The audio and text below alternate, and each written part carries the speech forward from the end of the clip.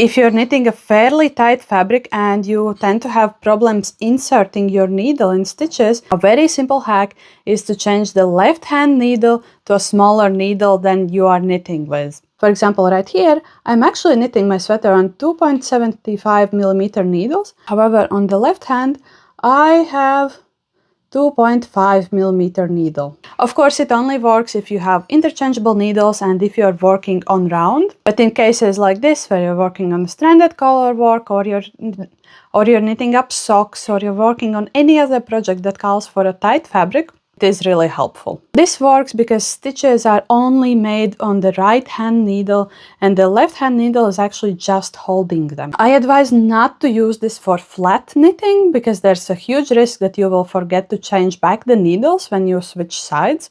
And also, if you're really struggling to insert needles in your stitches, it is a good idea to check if you aren't knitting too tight and maybe this yarn doesn't work with those needles and other stuff. However, if you're sure that you need those needles for this fabric, for this yarn, there's a neat hack for you.